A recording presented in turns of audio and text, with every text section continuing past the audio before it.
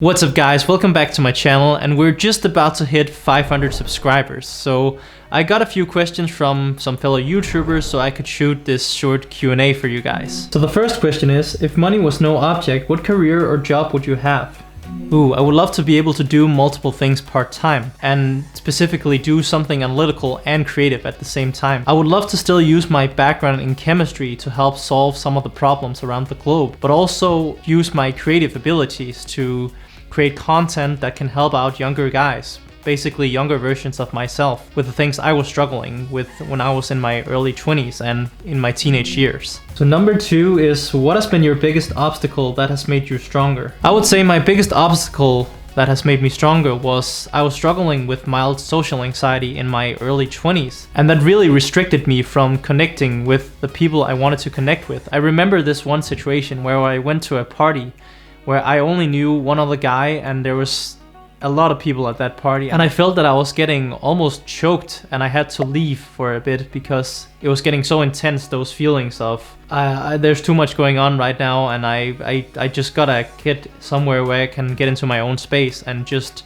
take a deep breath for just a few minutes. So after realizing that that was a problem, I started taking small steps towards getting rid of this social anxiety, such as starting to talk to more strangers and getting into different clubs that I could become a part of. And then finally going on exchange for 6 months, where I wanted to be the guy that be connecting people and that would be arranging meetups and stuff like that. And that really changed me a lot as a person. And when I came back to Denmark after being on exchange, a lot of people told me that I had grown quite a lot and I was a lot more chill and relaxed because I didn't constantly have this thing going on in my brain that was telling me that, oh, this is a bad situation for you and I feel really anxious and all that kind of stuff.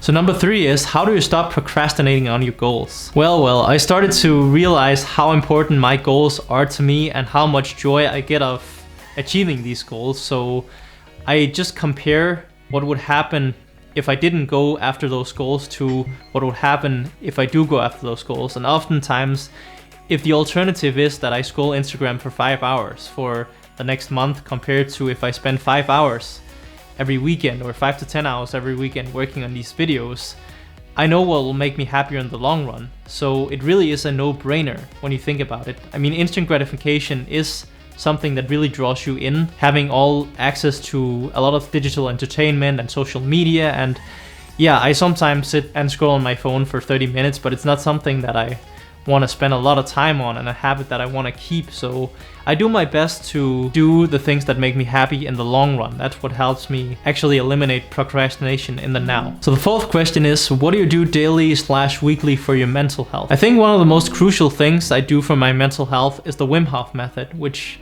I've made a video about, but in short, it's about a method of breath work, and it's cold therapy, and it's a mindset thing. So what the practitioners of the Wim Hof method will tell you, including myself, is that it just makes you a lot more calm and collected, and you feel a lot less anxious when you do this habitually every single day. And I combine that with doing meditation in the evening. I do the Wim Hof method in the morning, and then, yeah, what else I do? I work out 2 to 4 times a week, which I think also is a great contributor to greater mental health. And on a weekly basis, I evaluate how my week has been every single Sunday, and I give some extra attention to an area that I might be struggling in or have been struggling in for the last couple of weeks, so I'll know how to get past it and what I need to do in the future to get past it. And finally, what is the top 3 best things you learned in your 20s so far?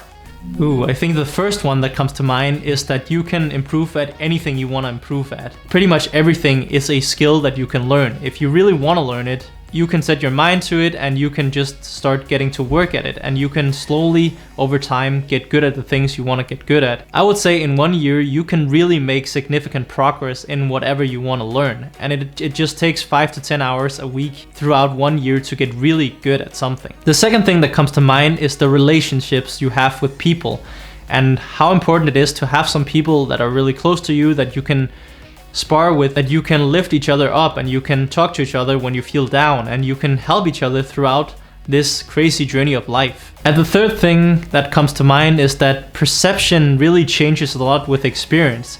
There's a lot of things when I was 21 that I thought, okay, this is the perfect way to do this one thing and to be the most productive and to gain strength and whichever goals I was working on at the time. But now at 26, I found that a lot of those things that I've been challenging those beliefs, and I found newer and better ways to do those things. And it's like that with a lot of people we look up to as well. They're just trying to figure out this thing called life as well, and they don't know everything. They're not this all-knowing guru that's gonna give us all the answers. We should really challenge a lot of the things that we consume on the internet from these gurus and books we read and courses we take, and not just think that they know all, because just like you, they are thinking about if this is the right or wrong thing and what they should do to progress in this one area that they're trying to progress in. So yeah, that was the 5 questions for this short Q&A. If you enjoyed this video, you might also enjoy my favorite playlist on the channel, which is linked on screen right now.